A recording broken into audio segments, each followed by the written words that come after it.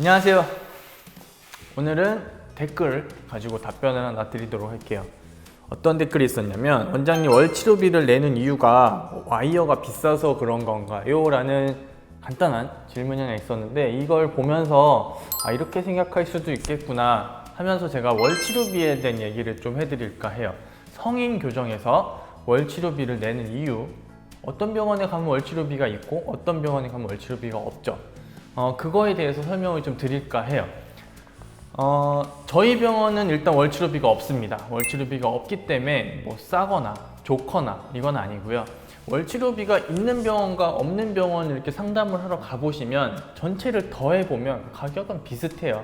그러니까 어떤 병원은 월치료비를 받는 대신에 그 월치료비가 교정이 뭐 1년이면 1년, 2년이면 2년, 한 달에 5만 원씩 치면 1년에 60만 원, 2년이면 120만 원 정도 될 거예요.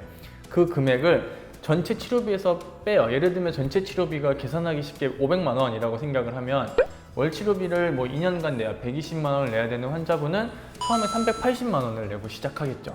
근데 어떤 병원에 갔더니 월치료비는 없습니다. 대신 500만 원이에요 라고 하면은 이 병원은 월치료비는 없구나 라고 생각하시면 돼요. 그러니까 쉽게 어떤 물건을 팔 때도 이거를 뭐 내가 일시불로 살 수도 있고 할부로 살 수도 있잖아요. 그런 개념이라고 생각하면 대충은 맞을 수 있어요. 월치료비를 받는 병원, 안 받는 병원은 결국 대표 원장이 나는 월치료비 그냥 안 받을 거야. 난 대신 뭐 안 받는 대신 뭐 분납으로 가는 병원도 있고요. 나는 월치료비는 조금씩은 받는 게 그분이 질문하신 것처럼 와이어 비용이라든지 뭐 그때그때 들어가는 비용들이 있으니까 그거를 그때그때 좀 받아서 병원 경영에 조금 더 유리하게 쓰고 싶어라고 하면은 초기 진료 비용이 좀 싸면서 월치료비가 올라가는 거예요.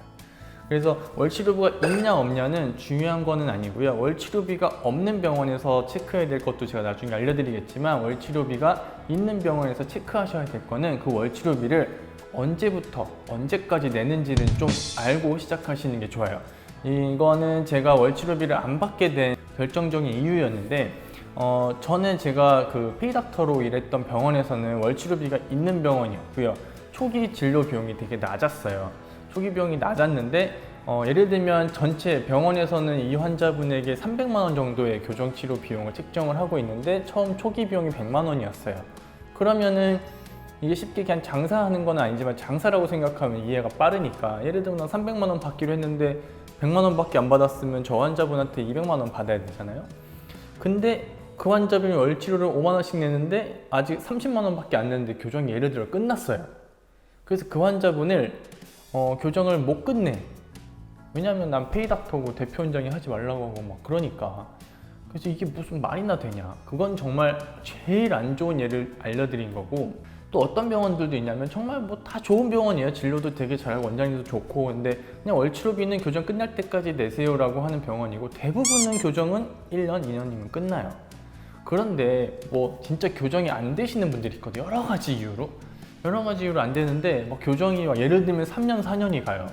그러면 환자분 입장에서는 초기 진료 비용 이만큼 생각했고 월치료비를 나 2년이면 끝난다고 했으니까 이만큼만 생각하고 있었는데 교정이 막 3년, 4년이 되면 계속 증가하잖아요, 비용이. 그래서 월치료비가 있습니다 라고 하면은 월치료비는 언제까지 내요? 라고는 꼭 물어보시는 게 좋아요. 그래서 그거 아니면 월치료비가 있냐 없냐는 아무 이유가 없어요. 그냥 원장님 마음이에요.